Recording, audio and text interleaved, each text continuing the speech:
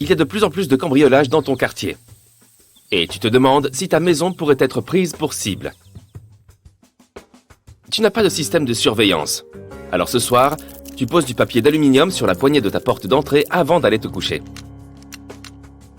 Cela permettra de savoir si quelqu'un a essayé d'entrer chez toi pendant que tu dormais. Tu te réveilles le lendemain matin et tu vois que le papier d'aluminium est légèrement déchiré. Quelqu'un est passé par ici et il est certain qu'il reviendra. Une autre option consiste à mettre une tasse sur la poignée de ta porte. Lorsque la poignée tournera, la tasse tombera. Le bruit te réveillera et dissuadera probablement l'intrus. Tu dois te méfier si un ouvrier est passé chez toi récemment. Il t'a dit qu'il travaillait non loin et t'a demandé à utiliser tes toilettes. Tu as refusé et tu as regretté d'avoir été impoli sur le moment. Mais en réalité, tu as bien fait. Environ 60% des cambriolages aux États-Unis sont le fait d'une personne que tu connais ou que tu as déjà rencontrée. Cet ouvrier, en allant aux toilettes, aurait pu ajuster quelque chose dans ta maison pour faciliter son retour. Il a peut-être voulu jeter un œil à ton système de sécurité, vérifier les différentes possibilités d'entrée ou savoir si tu gardes des objets de valeur chez toi. Aujourd'hui, tu pars enfin en vacances. Tu dois préparer ta maison pour qu'elle ne soit pas la cible de cambrioleurs. Une boîte aux lettres pleine renseignera immédiatement un voleur potentiel. Demande à ton voisin de la vider pendant ton absence. Une propriété bien entretenue est un signe que ses propriétaires sont toujours là. Ta pelouse est toujours tondue et tes haies taillées. Tu devras donc demander à quelqu'un de le faire pendant tes vacances. C'est l'hiver. La neige autour de ta maison pourrait informer des cambrioleurs que tu n'es pas chez toi. Demander à un voisin de faire des traces de pas dans ton allée pourra dissuader les personnes mal intentionnées. Certains types de haies sont très utiles pour empêcher les gens de pénétrer chez toi. Des arbustes à feuilles pointues sont une très bonne idée. Si une personne saute dans ton jardin et atterrit sur un buisson rempli d'épines, elle poussera immédiatement un cri de douleur. Tes voisins sauront tout de suite qu'il y a un intrus. Et les épines accrocheront aussi des fragments de tissu qui pourront plus tard servir de preuve. En préparation de ton voyage la semaine dernière, tu as ouvert et fermé tes rideaux à différents moments de la journée. Tu t'es assuré de le faire de manière irrégulière. Qu'il reste ouvert ou fermé n'a donc aucune importance. Ceci est au cas où quelqu'un surveillerait ta propriété. Les cambrioleurs prennent toujours le temps d'observer les maisons de certains quartiers avant de repérer les habitations vulnérables. Et ils détestent plus que tout les voisins vigilants. Ils se renseignent avant d'agir et ils évitent les zones où l'on fait des patrouilles. Pourquoi ne pas en organiser une avec tes voisins ? Éloigne tous les appareils électroniques coûteux des fenêtres afin qu'on ne puisse pas les voir de l'extérieur. Mets-les dans un placard ou dans une pièce fermée. Ne crains rien pour ta télévision. Elle est trop volumineuse et la voler est plus difficile. Les criminels s'intéressent davantage à ton iPad et à ta console de jeu. Mets tes bijoux et autres petits objets de valeur dans des boîtes et cache-les dans un endroit secret. La chambre des enfants est généralement une bonne cachette. Les cambrioleurs ont reconnu ne jamais y entrer, car les jouets n'ont que peu de valeur. Prends des photos de tous les numéros de série de tes appareils électroniques et fais un inventaire pour les assurer. 95% des effractions se font par la force. Tu ferais donc bien de consolider tes fenêtres et tes portes. Tu peux rendre la tâche encore plus difficile aux malfrats. Enlève tous les tabourets, chaises et échelles de ton jardin et mets-les dans ton garage. Ils pourraient aider les voleurs à accéder aux points d'entrée les plus élevés, comme les ouvertures pour climatiseurs. Ils passent très souvent par là, car on ne peut pas les renforcer et ils sont faciles à arracher pour pénétrer chez toi. Ne leur facilite pas la tâche en leur fournissant un escabeau. Les cambrioleurs peuvent défoncer une porte fragile en 1 minute. Un châssis en métal t'offrira une plus grande protection qu'un châssis en bois. Les charnières et la serrure doivent être assez solides pour résister aux coups de pied. Au bout d'un moment, ils laisseront tomber. La serrure est toujours un point faible, car elle peut facilement être crochetée par un voleur expérimenté. Grâce à un simple verrou de protection, Tu peux être sûr que personne ne passera par là. Les charnières de ta porte de garage pivotent vers l'extérieur, ce qui la rend vulnérable. On peut y accéder en retirant simplement les goupilles. Remplace celles-ci par des goupilles sécurisées qui ne peuvent pas être retirées. Enfin, les portes basculantes des garages sont l'un des premiers points d'accès des cambrioleurs. Elles ne possèdent pas de verrou et on peut facilement les ouvrir. Fixe un cadenas sur le loquet qui la relie à sa glissière. Elle ne bougera pas. Si ta porte de garage ne te permet pas de le faire, perce un trou dans la glissière juste au-dessus du rideau métallique et place un cadenas. Les voleurs ont peur des chiens. Ils surveillent et gardent fidèlement ta maison. D'après une étude, la plupart des personnes cambriolées n'avaient pas de chien. Souviens-toi que les aboiements peuvent parfois réveiller tout un quartier.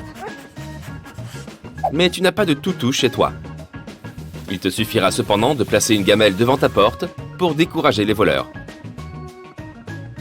Les cambrioleurs se sont adaptés aux technologies modernes. 4 criminels sur 5 utilisent les réseaux sociaux comme Facebook, Twitter et Google Maps pour choisir leur cible. Si tu partages une photo où figurent les clés de ta maison, un cambrioleur pourra zoomer et prendre les mesures exactes pour créer un double. Assure-toi que ton réseau sans fil est sécurisé et utilise un mot de passe complexe pendant ton absence. Les voleurs ne s'intéressent pas seulement aux objets que tu possèdes. Tes mots de passe et codes d'accès sont vulnérables avec un réseau mal sécurisé. Et prends garde aux logiciels de surveillance et autres virus d'hameçonnage. Tu as aussi la possibilité de bloquer complètement la vue de ta maison sur Google Maps. Tape l'adresse de ta maison, cherche ta résidence dans l'image, appuie Options et sélectionne Signaler un problème.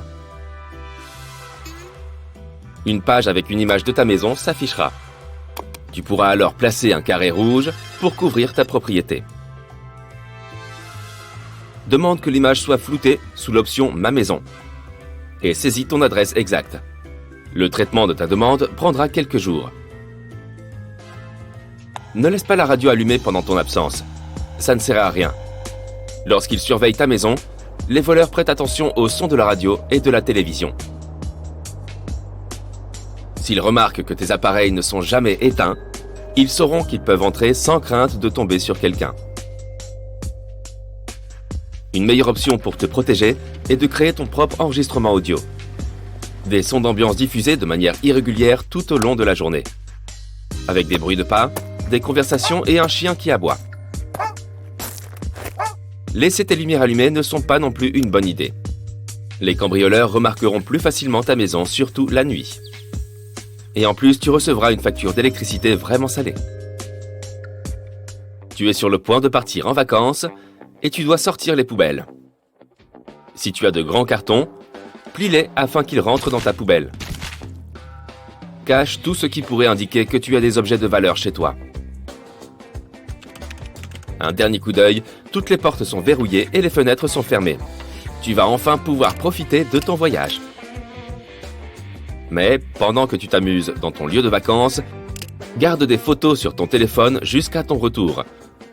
Tu auras le temps de les partager avec tes amis.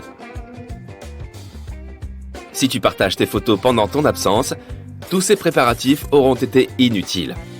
Tous les criminels de la région sauront que tu es parti.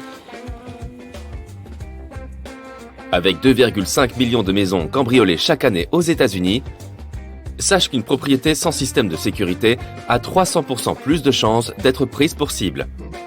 À ton retour, pense à en installer un. Il te sera très utile. Hé, tu entends ça? On dirait que quelqu'un frappe à ta porte. Mais tu n'attends personne. Peut-être que c'est juste ton voisin qui vient encore te demander des outils de jardin. Tu te lèves pour descendre, mais tu entends alors un bruit métallique qui gratte dans le trou de la serrure. Tu t'arrêtes, figé par la peur. Quelques secondes plus tard, tu peux entendre le cliquetis de la porte. Mais le truc, c'est que tu vis seul. D'abord, vérifions qu'il y a vraiment quelqu'un dans la maison. Mais tu dois être très silencieux au cas où il y aurait vraiment un cambrioleur.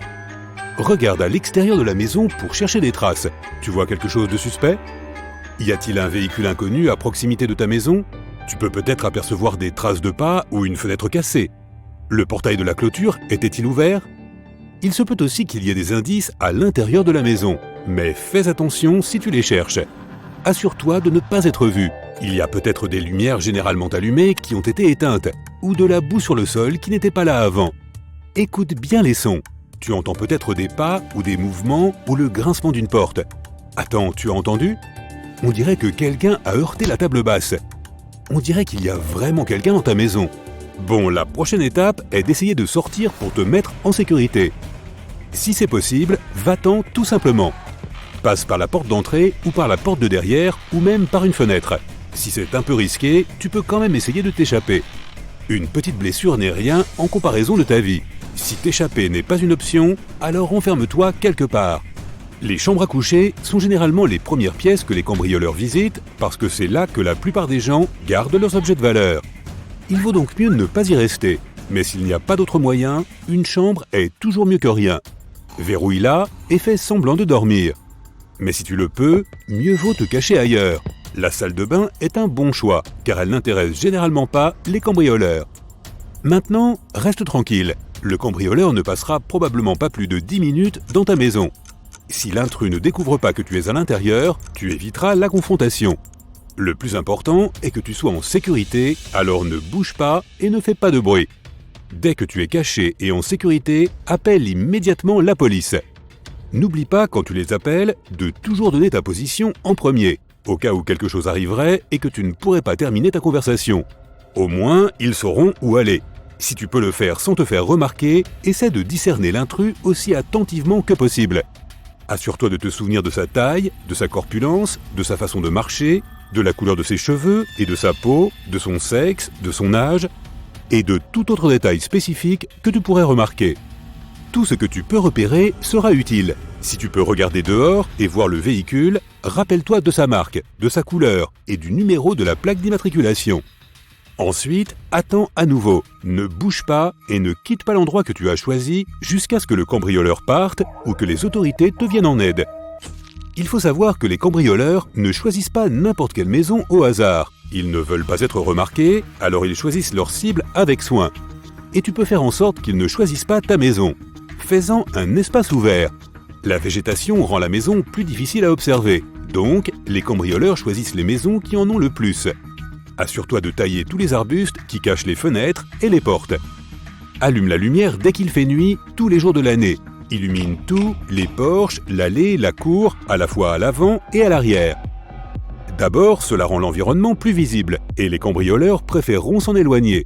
Deuxièmement, cela donne l'impression qu'il y a quelqu'un à la maison, et ils préfèrent que personne ne soit là quand ils entrent par effraction.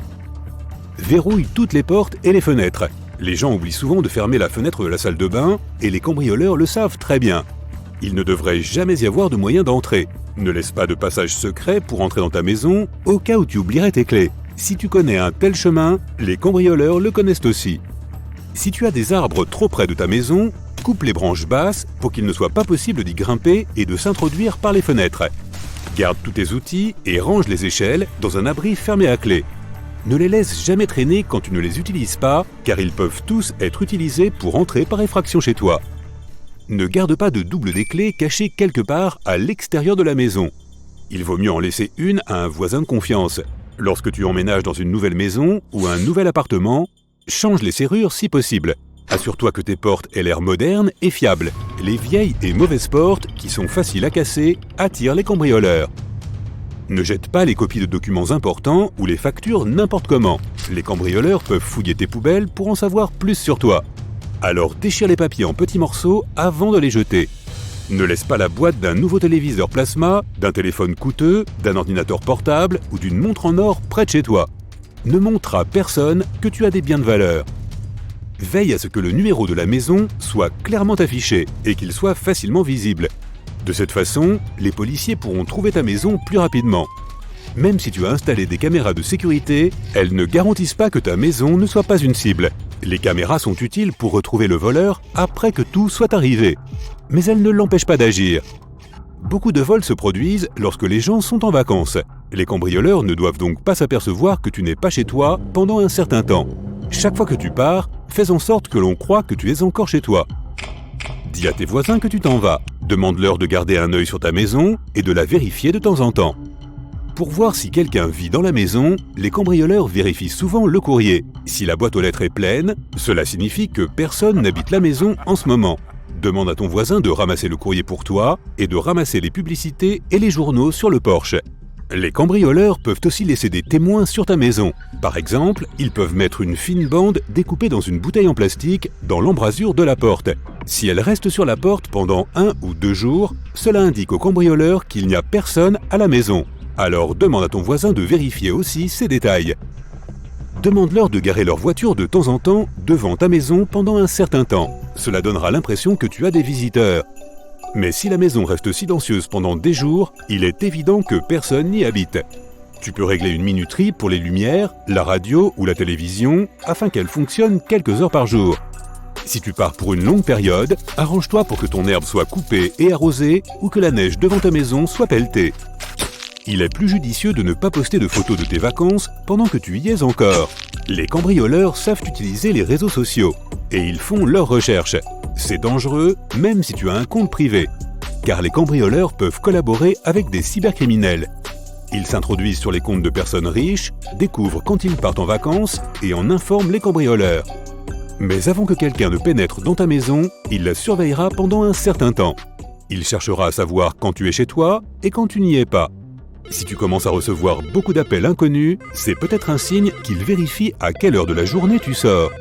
Si les capteurs de lumière commencent à mal fonctionner, vérifie immédiatement si tout va bien. Cela ne signifie pas toujours qu'il y a des problèmes d'électricité. Les cambrioleurs peuvent avoir coupé les câbles d'alimentation. Attention aux portes. Si tu remarques des éraflures sur la serrure ou s'il devient plus difficile pour toi de l'ouvrir avec ta clé, cela peut signifier que quelqu'un a essayé de s'introduire chez toi. Change les serrures immédiatement. Une effraction peut commencer par un simple toc à la porte. Si tu es à la maison à ce moment-là, il est important d'apprendre à y répondre pour effrayer les cambrioleurs. Fais toujours comme si tu n'étais pas seul à la maison. Tu peux crier quelque chose comme « Quelqu'un peut aller ouvrir ?» Apprends à tes enfants qu'ils ne doivent jamais répondre à la porte ou l'ouvrir à quelqu'un sans surveillance. Tu te réveilles au milieu de la nuit à cause d'un bruit venant d'en bas. La première chose à faire est de vérifier de quel bruit il s'agit. Si tu soupçonnes qu'il y a quelqu'un dans ta maison, fais-le rapidement et discrètement. Il est possible qu'il s'agisse simplement d'une souris qui a renversé quelque chose. Néanmoins, si tes soupçons sont confirmés et que tu vois quelqu'un dans ton salon, cherche immédiatement un moyen de sortir. Utilise l'échelle de secours si tu en as une, sinon une fenêtre peut faire l'affaire. Cela dit, il y a de fortes chances que tu sois obligé de rester sur place. Prends le téléphone et appelle les autorités. Donne-leur ton adresse et explique la situation aussi brièvement que possible. Et en un clin d'œil, ils enverront une patrouille chez toi. En arrivant dans ta rue, ils ne trouvent pas le numéro de ton domicile. Ils finissent par y parvenir, mais seulement après avoir suivi les numéros des autres maisons du quartier. Lorsque la police arrive, le cambrioleur s'est déjà enfui. C'est parce que le numéro de ta maison est à peine visible. Il est trop petit. Celui de ta boîte aux lettres est à peine visible lui aussi. Achète une nouvelle plaque bien brillante, assure-toi que le numéro est grand et visible. Cela aidera non seulement tes invités à trouver ta maison plus rapidement, mais tu éviteras aussi que les autorités ne ratent ta maison la prochaine fois. Pendant que tu y es, assure-toi que le numéro de la boîte aux lettres est lui aussi bien visible. Un autre bon moyen de protéger ta maison est d'ajouter une clôture si tu n'en as pas déjà une. Veille à ce qu'elle soit difficile à franchir. Utilise une clôture en maille de chêne ou même en métal. Fixe-la avec du béton pour que les cambrioleurs ne puissent pas la soulever. Si tu n'es pas gêné par l'aspect esthétique et agressif, tu peux même essayer une clôture en fil de fer barbelé. Ensuite, ajoute de l'éclairage dans ta cour, car si elle est sombre, elle sera une cible parfaite pour les visiteurs indésirables.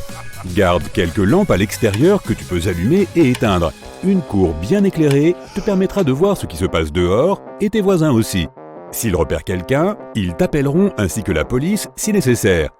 Une caméra d'appoint est une option supplémentaire. Elle reste généralement éteinte pendant la journée et fonctionne avec un détecteur de mouvement. Elle est très claire et s'allume lorsqu'elle détecte un mouvement. Tu peux même en trouver une qui commence à enregistrer immédiatement. Ainsi, non seulement tu effraieras les cambrioleurs, mais tu auras également une preuve vidéo au cas où quelque chose se produirait. Une autre solution est la sonnette de porte vidéo. Lorsque quelqu'un sonne à la porte, tu peux le filmer sans être à la maison. Comme ton téléphone est relié à la sonnette, il te suffit de répondre à l'appel où que tu sois. Si c'est quelqu'un que tu ne connais pas et que tu sens quelque chose de louche, tu peux faire semblant d'être chez toi et lui faire savoir que tu n'es pas intéressé. Des arbustes denses dans ta cour offriront au cambrioleur un endroit parfait où se cacher et tu ne remarqueras peut-être même pas qu'il y a un intrus. Garde tes arbustes taillés de près. Non seulement tu seras en sécurité, mais tu donneras à ton jardin un aspect un peu plus joli et bien tenu. Lorsque tu es en vacances, évite d'afficher tes allées et venues sur les réseaux sociaux. Disons que quelqu'un a ta maison dans sa ligne de mire depuis un moment déjà. Ton absence annoncée sera pour lui l'occasion parfaite de frapper. Ne poste pas non plus les belles photos que tu as prises de ton voyage à l'étranger, mais pense un peu à ta sécurité. Oh, et ne montre pas non plus aux gens ce que tu fais au jour le jour. Garde ton agenda secret. Ce sera facile pour quelqu'un de suivre ton emploi du temps quotidien et de planifier un assaut lorsque tu es au supermarché par exemple. Cela peut paraître évident, mais verrouille toujours ta maison lorsque tu pars, même si tu penses vivre dans un quartier sûr. Et si tu viens d'emménager dans une nouvelle maison, change aussi tes serrures. Cela vaut également pour les appartements ou même si tu loues juste une chambre. On n'est jamais trop prudent. Donne toujours l'impression que quelqu'un est à l'intérieur de la maison, même lorsqu'elle est vide. La première façon de le faire est de laisser la télé allumée ou mieux encore, d'acheter un simulateur de télévision. De cette manière, tu peux le programmer pour qu'il s'allume et s'éteigne à ta guise. Je veux dire, ce serait bizarre s'il était constamment allumé. Cela te permettra également d'économiser quelques euros, car les simulateurs consomment moins que les vrais appareils. Achète également une horloge programmable et connecte une lampe. Règle la minuterie pour qu'elle se déclenche toute seule, disons à l'heure du dîner et à un certain moment de la nuit. Tu peux aussi en acheter une autre pour brancher une radio. Si les gens pensent que tu écoutes de la musique, ils n'essaieront sûrement pas de faire quoi que ce soit chez toi. N'oublie pas les objets de valeur qui se trouvent à l'extérieur comme ton barbecue, tes vélos et tes équipements. Range-les plutôt dans ton garage et verrouille-le bien. Des caméras de sécurité à l'extérieur de ta maison te permettront de garder un œil sur tout, même lorsque tu es au travail. Cette option est particulièrement utile si tu as très peur que quelqu'un entre par effraction. Pense à renforcer ta porte, même si elle est relativement neuve. Au lieu d'entrer par effraction, ils pourraient essayer de défoncer complètement la porte s'ils veulent entrer à tout prix. Achète une porte plus solide qui ne tombera pas facilement. Cela vaut également pour les fenêtres. Cela vaut la peine d'investir dans un type de verre qui ne cassera pas si une pierre le frappe. Ou bien utilise un film de sécurité. Il s'agit d'un plastique transparent résistant que tu poses sur tes fenêtres pour les renforcer. Même si elles se brisent, ce film maintiendra les éclats de verre en place. Cela ralentira considérablement les intrusions, et il se peut même qu'ils abandonnent complètement l'affaire. La quantité de courrier que tu reçois permet également aux gens de savoir si tu es chez toi ou non. S'il y a une énorme pile de lettres, il est clair que tu n'as pas vérifié ton courrier depuis au moins 2 jours. Donc même si ta maison n'était pas une cible, elle pourrait l'être maintenant. Fais connaissance avec tes voisins, invite-les à venir prendre une tasse de thé et parle-leur de tes préoccupations. Tu surveilleras leurs arrières et ils surveilleront les tiens. Et si quelqu'un de suspect arrive, ils te le feront savoir. Tu peux même leur demander une faveur ou deux pendant que tu es en vacances. Demande-leur de garer une de leurs voitures dans ton allée pour faire croire qu'il y a quelqu'un à la maison. Pendant que tu y es, donne-lui la clé de ta boîte aux lettres et demande-lui de prendre ton courrier à ta place. Tu leur rendras l'appareil quand ils partiront en vacances. Fais le tour de ta maison et mets-toi dans la peau d'un cambrioleur. Que ferais-tu pour entrer ? Il y a un arbre que tu peux escalader pour atteindre le 2e étage ? Ou peut-être que c'est juste trop facile de grimper sur le tas de ferraille que tu as là-bas. Cela vaut la peine de se débarrasser des deux, de garder les étages supérieurs difficiles à atteindre, et ainsi, personne ne sera tenté de casser les fenêtres du haut et d'essayer d'entrer comme ça. Si tu as une fente pour le courrier dans ta porte d'entrée, fais attention à ne pas faciliter ainsi l'accès de ta maison à un intrus. Car un cambrioleur peut introduire une perche dans la fente à lettres et chercher des clés, ou même tenter de déverrouiller la porte. Achète donc une cage de boîte aux lettres. De cette façon, s'ils essaient de le faire, ils n'iront pas bien loin. Les objets de valeur à l'intérieur de la maison sont un autre sujet important. Garde-les hors de vue autant que possible. La chose la plus sûre que tu puisses faire est de t'équiper d'un coffre-fort. Mais sinon, tu peux te procurer des objets de leurre au cas où les cambrioleurs entreraient dans ta maison. Garde quelques faux bracelets en or à côté de ta table de chevet. Ils penseront qu'ils ont réussi un gros coup alors qu'en fait, ils rentreront chez eux les mains vides. Si tu as toujours voulu avoir un animal de compagnie, c'est le moment d'acheter un chien. Assure-toi qu'il a un endroit confortable pour dormir dehors et pour te remercier, il va protéger ta maison. Dès qu'il entendra quelqu'un mettre le pied dans le jardin ou la cour, il te préviendra en aboyant. De plus, il réveillera tout le voisinage, ce qui attirera encore plus l'attention sur ce qui se passe. Dernier conseil, n'affiche jamais un calendrier, sinon tout cela n'aura servi à rien. Imaginons qu'un cambrioleur arrive par l'arrière et regarde tout simplement par la fenêtre.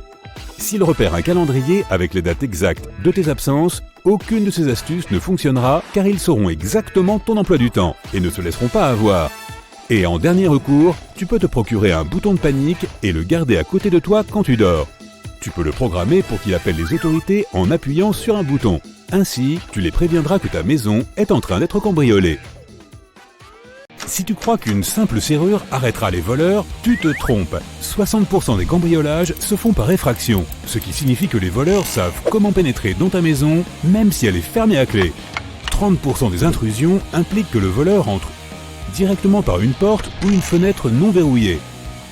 65% des cambriolages ont lieu entre 6h et 18h, c'est-à-dire au moment où tu es au travail. Avant de commettre une infraction, un cambrioleur expérimenté passe des jours à repérer les lieux. Ils étudient ton emploi du temps et tes habitudes, afin de savoir exactement quand tu seras absent et pour combien de temps. Ils obtiennent ces informations en t'observant de loin, ou en utilisant d'autres astuces. L'une des pratiques les plus courantes des cambrioleurs consiste à attacher un fil à la poignée de la porte d'entrée et à le fixer au mur ou au cadre de la porte. Ce fil est si fin qu'on peut à peine le remarquer. En observant ce fil, les cambrioleurs peuvent apprendre bien des choses. Ils peuvent ainsi savoir quand tu pars au travail, à la salle de sport, en week-end et bien sûr quand tu rentres chez toi. Avec ces informations, ils pourront planifier l'effraction parfaite. Les cambrioleurs expérimentés ont toute une liste de maisons faciles à cibler. Premièrement, il y a ceux qui laissent leurs portes et leurs fenêtres non verrouillées. Fermer sa maison à clé semble être une évidence, mais beaucoup de gens ne le font pas. Ils sont bercés par un faux sentiment de sécurité, apporté par leur grande clôture ou leur quartier tranquille. Certains se disent « Je vais juste à l'épicerie du coin, que peut-il se passer en 5 minutes ?» Eh bien, c'est plus que suffisant pour qu'un cambrioleur puisse entrer, prendre tes objets de valeur et s'en aller.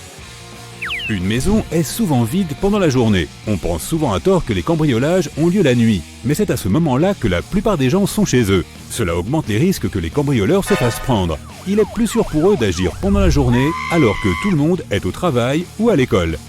Si tu publies constamment des photos et des messages sur les réseaux sociaux à propos de tes objets de valeur ou de tes vacances, ne sois pas surpris si tu te fais cambrioler un jour.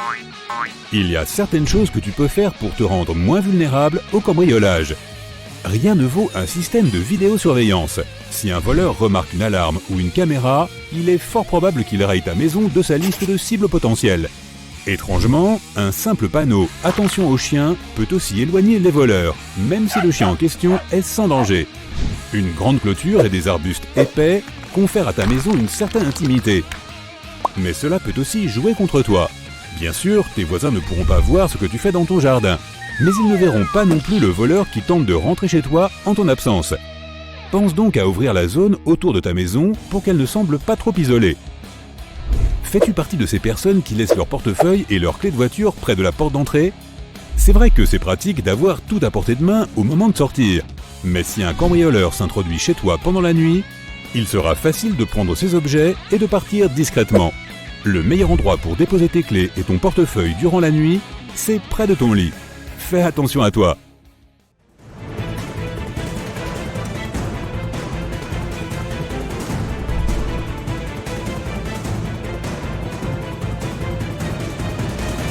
Chaque année, il y a environ 2,5 millions de cambriolages, soit 1 toutes les 13 secondes. Et la seule chose que tout cambrioleur veut bien connaître afin de cibler ta maison, c'est toi.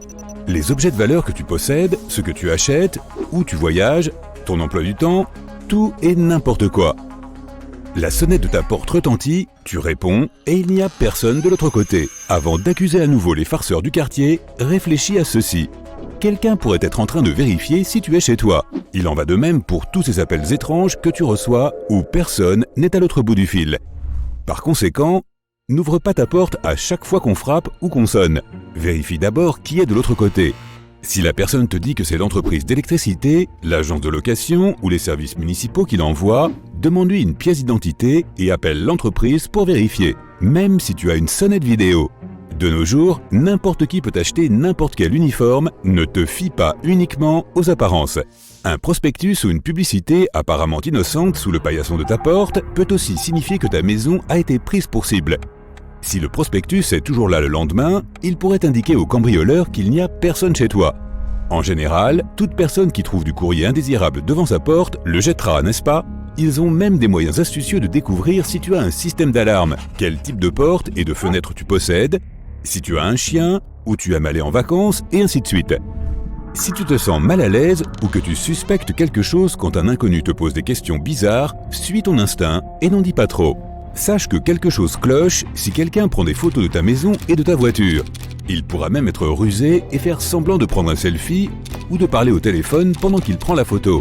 Si tu ne fais pas confiance aux photographes qui traînent devant chez toi, reste calme et explique-leur que tu ne veux pas qu'ils continuent car il s'agit d'une propriété privée.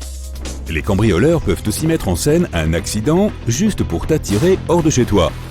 Un faux employé des services publics peut prétendre qu'il y a une fuite de gaz ou d'eau. Tu quittes la pièce pendant quelques minutes, mais il est déjà trop tard. Un cambrioleur expérimenté peut obtenir ce dont il a besoin en seulement 90 secondes. Vérifie toujours l'identité des inconnus qui se présentent. Appelle simplement ton fournisseur. Méfie-toi si tu vois un autocollant ou de la peinture sur ta porte. Bien sûr, il ne pourrait s'agir que de nuisances fortuites, mais cela peut aussi être le signe que quelqu'un veut marquer ta maison et la distinguer des autres. Débarrasse-toi de ça dès que possible. Fais aussi attention lorsque tu vends ta voiture ou tout autre objet de valeur. Supprime les annonces que tu as publiées dès que tu as vendu ton bien. Souvent, les cambrioleurs appellent et font semblant d'être intéressés et demandent si l'objet est toujours disponible. Quand tu répondras « non, je l'ai déjà vendu », ils sauront que tu viens de recevoir une grosse somme d'argent. Même si tu as déjà tout dépensé, cette personne pourrait vouloir entrer par effraction et fouiller chez toi. Tu as probablement entendu dire que lorsqu'un cambrioleur décide d'une maison à cibler, il commence par la sonder. Cela signifie qu'il observe d'abord les allées et venues des propriétaires, découvre des informations sur leurs habitudes et détermine le meilleur moment pour entrer chez eux. Lorsqu'il est prêt à commettre son larcin, il sait déjà avec certitude quand il n'y aura personne à l'intérieur ou quand les propriétaires seront distraits. L'une des astuces utilisées par les voleurs pour recueillir des informations sur ta routine est si simple que tu n'y penses peut-être même pas. Mais la prochaine fois que tu entends un craquement discret sous la semelle de ta chaussure, arrête-toi et vérifie ce que c'était. Il y a de fortes chances que tu trouves un biscuit écrasé sous le paillasson. Si c'est le cas, c'est un indice que quelque chose est en train de se tramer. C'est une méthode plutôt efficace que les criminels utilisent pour savoir si tu es parti en voyage ou quand tu rentres exactement le soir. Un biscuit est un objet tellement banal que les gens n'y prêtent généralement pas beaucoup attention. Et encore faut-il qu'ils le remarquent. Tu arrives chez toi, tu marches sur le biscuit et tu révèles automatiquement tous tes secrets aux cambrioleurs. Ils savent à coup sûr si la maison est habitée et peuvent aussi connaître ton emploi du temps. C'est encore pire si tu n'es pas chez toi. Le biscuit sous le paillasson reste entier, indiquant ainsi aux criminels que la voie est libre pour une effraction. Donc, si tu trouves un biscuit sous ton paillasson, c'est une assez mauvaise nouvelle. Quelqu'un s'intéresse à ta maison et la surveille. Ce serait peut-être une bonne idée d'avertir la police ou de prendre des mesures de sécurité supplémentaires. La technique du biscuit n'est qu'une des nombreuses astuces utilisées par les cambrioleurs. Un autre signe qui peut t'alerter du fait que tu es sous surveillance est la présence de cailloux blancs laissés près de ta maison ou dans l'allée. Cela signifie qu'un criminel a déjà visité ta maison et l'a marqué comme méritant d'être cambriolé. Une autre raison pour laquelle les voleurs peuvent avoir laissé des cailloux est d'indiquer que ta maison reste vide pendant la journée. Si tu te promènes dans la rue et que tu remarques une clé USB qui dépasse d'un trottoir ou d'un mur, ne sois pas surpris. Tu es très probablement tombé sur une dead drop. Malgré son nom effrayant, il s'agit en fait d'un projet artistique mondial qui a emprunté quelques astuces au monde de l'espionnage. Beaucoup de gens qui connaissent ce projet sont heureux de pouvoir enfiler leur manteau noir et leurs lunettes de soleil et d'aller échanger des informations confidentielles avec d'autres personnes. Le fait est qu'il y a plusieurs décennies, les espions avaient leur propre moyen d'échanger des matériaux secrets. Il y avait le live drop, lorsque les espions se rencontraient en personne, mais c'était souvent très dangereux. C'est pourquoi un système de dead drop a été inventé. Dans ce cas, quelques briques détachées d'un mur dans une ruelle permettaient de cacher des documents importants qui devaient être récupérés plus tard. Aujourd'hui, il y a plus de 1500 dead drops dans le monde entier. Et les données accumulées sur ces clés USB atteignent 10 téraoctets. Tu peux tomber sur une dead drop sur n'importe quel continent que tu visites, sauf en Antarctique peut-être, parce qu'il n'y a pas tant de murs que ça là-bas. Si tu en trouves une, que faire avec elle ? Tout d'abord, il est fortement déconseillé de connecter une clé USB inconnue à ton ordinateur. Tu ne sais jamais quel virus s'y cache, en attendant de détruire le contenu de ton disque dur. Et même si le risque fait partie du jeu, ne provoque pas trop ta chance. Si tu es sûr à 100% de vouloir jouer, sécurise ton ordinateur du mieux que tu peux. Tu n'imagines pas quelles informations t'attendent sur une clé USB. Tout le monde peut télécharger des vidéos, des photos ou des fichiers texte, et cela a déjà entraîné plusieurs problèmes. Sur le même thème, as-tu déjà reçu un colis avec une clé USB à l'intérieur ? Quoi que tu décides d'en faire, ne la branche pas à ton ordinateur. De tels cas sont de plus en plus fréquents en Australie. La police prévient les gens que les pirates informatiques ont inventé une nouvelle tactique. Ils déposent des clés USB anonymes dans les boîtes aux lettres. Tu ne seras probablement pas surpris d'apprendre que ces gadgets contiennent des logiciels malveillants capables de pirater ton ordinateur. Leurs auteurs comptent manifestement sur la curiosité humaine et il faut dire que cela paie. Les gens ne peuvent pas lutter contre le désir inexplicable de vérifier le contenu d'un cadeau mystérieux. Par conséquent, près de la moitié des clés USB reçues par la poste sont introduites dans des ordinateurs. Ensuite, les gens commencent à avoir de sérieux problèmes avec leurs portables et leurs ordis. Par exemple, des médias frauduleux commencent à diffuser des offres de services. Ou bien des virus informatiques endommagent les fichiers et les programmes de l'ordinateur. Bref, ne touche pas à cette clé USB tombée du ciel, d'accord ? Tu quittes un centre commercial ou ton bureau ou l'aéroport et tu vas au parking pour récupérer ta voiture. Tu la déverrouilles et mets la clé sur le contact. Lorsque tu es sur le point de démarrer et de partir, tu vois quelque chose d'étrange sur ton pare-brise. Est-ce un billet de 100 € enroulé autour de ton essuie-glace ? Oh, tu pourrais certainement trouver un moyen de dépenser ce cadeau inattendu. Mais penses-tu vraiment que quelqu'un ait pu accidentellement mettre de l'argent sur ton pare-brise et l'oublier ? Méfie-toi, c'est évidemment une arnaque. Dès que tu sortiras de ta voiture pour regarder de plus près ce mystérieux billet de banque, son propriétaire passera à l'action. Il montera dans ta voiture et partira à toute vitesse. Peu de gens penseront à couper le contact et à prendre leurs affaires avec eux pour aller vérifier s'il s'agit bien d'un billet de 100 €.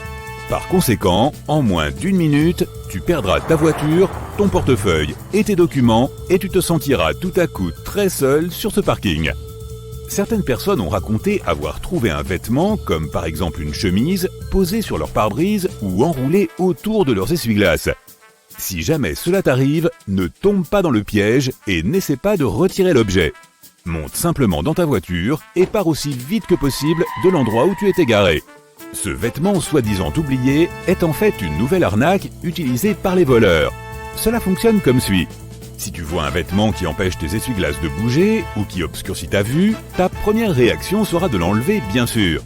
Mais pendant que tu essaies de l'enlever, le voleur a tout le temps de te sauter dessus ou de monter dans ta voiture. Les endroits les plus courants pour ce genre d'arnaque sont encore les parkings. Ils sont généralement mal éclairés et plutôt déserts, ce qui signifie qu'il y a peu de témoins aux alentours et beaucoup de recoins sombres pour que l'agresseur puisse se mettre à l'affût. Si un jour tu rentres chez toi et que tu remarques des graffitis ou des marques sur ta porte ou ta maison, appelle immédiatement la police. Même si cela ressemble à une farce d'adolescent ou à une simple rayure, il vaut mieux prévenir que guérir, car les cambrioleurs utilisent certaines marques pour indiquer à d'autres criminels différentes choses sur ta maison. Par exemple, quelque chose ressemblant au chiffre romain 2 signifie que les propriétaires sont riches et que l'endroit est donc une excellente cible. De même, un cercle barré indique aux autres cambrioleurs qu'il n'y a rien de précieux à prendre chez toi. Un long rectangle horizontal divisé en 4 parties signifie que l'endroit est gardé par un gros chien agressif. Un triangle, divisé en 2 parties par une ligne verticale, indique aux criminels de ne s'introduire que la nuit. Tandis qu'un triangle inversé indique qu'une maison ou un appartement est libre après le dîner. Et quelque chose qui ressemble à un A et un K combinés fait savoir aux complices que la maison est toujours pleine d'occupants. Une nouvelle astuce est utilisée par les voleurs de voitures, l'astuce de la pièce de monnaie. Ils la glissent dans l'espace entre la porte et la poignée de la porte. Lorsque le propriétaire pense qu'il a verrouillé la porte avec son bip de clé, le véhicule est en fait toujours ouvert, car la pièce empêche la serrure de l'une des portes de fonctionner. Dès que le propriétaire s'éloigne de son véhicule, le voleur n'a aucun problème pour ouvrir la porte et voler des objets de valeur. Lorsqu'il y a un rassemblement public, une grande fête ou même une journée chargée dans un centre commercial, un voleur de voiture peut faire une annonce publique pour dire qu'une voiture, choisie par eux bien sûr, bloque la sienne et qu'il ne peut pas sortir. Dès que le propriétaire arrive pour déplacer sa voiture, un autre groupe commence à agir, en supposant, et pour une bonne raison, que la personne en question a la clé de la voiture sur lui. Tu pars en vacances pour le week-end. La chance! À ton retour, tu découvres que l'électricité a été coupée. Combien de temps l'électricité a-t-elle été coupée? Tu peux garder les aliments qui se trouvaient à l'intérieur ou tu dois les jeter. Voici une astuce simple. Avant de quitter la maison, remplis une tasse d'eau et mets-la au congélateur. Lorsqu'elle est gelée, place une pièce de monnaie par-dessus et remets-la dans le congélateur. Si tu trouves une pièce de monnaie au fond de la tasse lorsque tu reviens après de longues ou même de courtes vacances, tu dois immédiatement jeter tous les aliments. Cela signifie que le courant a été coupé suffisamment longtemps pour que tes aliments fondent et se recongèlent. Si la pièce est au-dessus, cela signifie qu'il n'y a pas eu de coupure de courant et que ta nourriture est saine. Cela dépend du temps qu'ils ont passé là-dedans, bien sûr. Si la pièce se trouve au milieu de la tasse, cela signifie que la coupure de courant n'a pas duré longtemps. La plupart de tes aliments sont probablement encore frais. Comme dit le vieil adage, en cas de doute, jette-les. Les risques pour ta santé n'en valent pas la peine. Combien de temps les aliments peuvent-ils rester dans notre congélateur? Cela dépend de leur nature. S'il s'agit de poisson, de poulet, de bœuf ou de légumes, si c'est un bloc de glace à base de fruits, tu peux probablement le laisser là jusqu'à la prochaine décennie. Bien que je ne le recommande pas. Autant en profiter maintenant pendant que tu fouilles dans ton congélateur. Tout dépend de sa taille et surtout de la température actuelle. Au cas où tu hésiterais, nous allons simplement nous limiter à la moyenne.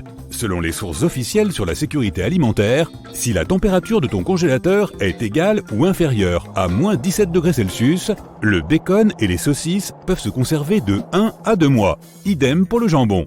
Les viandes à hamburger et la volaille hachée se conservent de 3 à 4 mois. Le bœuf, le veau, l'agneau et le porc frais sont bons de 4 à 12 mois. Pour de nombreux produits, la période exacte dépend du fait qu'ils soient frais, cuits ou emballés sous vide. Le poulet ou la dinde frais peuvent durer de 9 mois à 1 an. Le poisson gras est comestible pendant 2 à 3 mois. Tandis que le poisson maigre, comme l'aigle fin, est comestible pendant 6 à 8 mois. Garde le homard dehors, il n'est pas recommandé de le congeler. Certaines tartes, comme les tartes à la crème, ne se congèlent pas bien, alors je vais les manger maintenant. Mais une quiche cuite se conserve jusqu'à 3 mois. Les soupes et les ragoûts se conservent entre 2 et 6 mois. Et les choses comme les nuggets de poulet ou la pizza peuvent se conserver plus d'1 mois. Mais il est préférable de les réfrigérer pour les manger le lendemain. Passons aux grands espaces. Le froid a des pouvoirs remarquables pour préserver les choses. Tu as sans doute entendu parler d'une des momies les plus célèbres du monde, qui peut, ou non, avoir été un papa, mais qui est sans aucun doute un homme. L'homme de glace a été trouvé dans les Alpes autrichiennes en 1991, après avoir été congelé pendant environ 5000 ans. Je suppose que cela a dépassé sa date limite de consommation. L'un de ses surnoms est Fritz Gelé. Il existe plusieurs théories sur la façon dont il s'est retrouvé là, mais il se peut qu'il ait participé à une bataille. Il a probablement mangé juste avant, puisque son estomac était plein. Les scientifiques ont même pu dire quel était son dernier repas. Et ce n'était pas un repas végétarien. Il y a très longtemps, des scientifiques ont dégelé un chiot vieux de 18 000 ans dans le permafrost russe. C'est une découverte rare car il a été très bien conservé. Il s'agissait bien d'un mâle, mais ils n'ont pas pu déterminer s'il s'agissait d'un chien ou d'un loup. Les chercheurs continuent de recueillir des données sur l'évolution des chiens modernes. Nos ancêtres n'avaient pas que des chiens qui rôdaient, ils devaient aussi se soucier des lions des cavernes. 2 bébés lions ont été découverts dans la République de Sakha, en Russie, en 2015.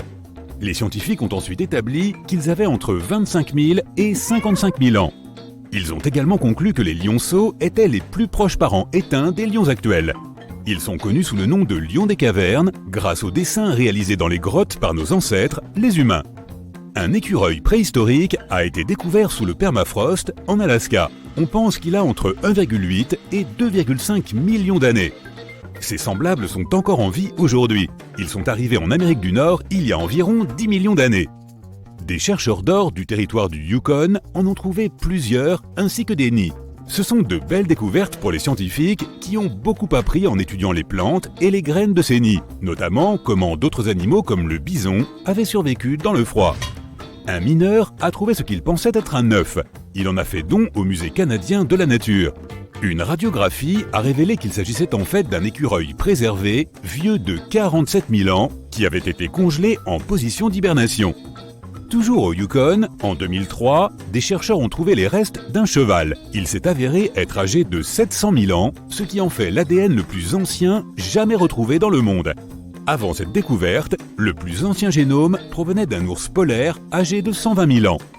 Cette découverte a prouvé que les chevaux sont beaucoup plus anciens qu'on ne le pensait à l'origine, et aussi que l'ADN peut survivre pendant une durée incroyable grâce à des conditions de congélation appropriées.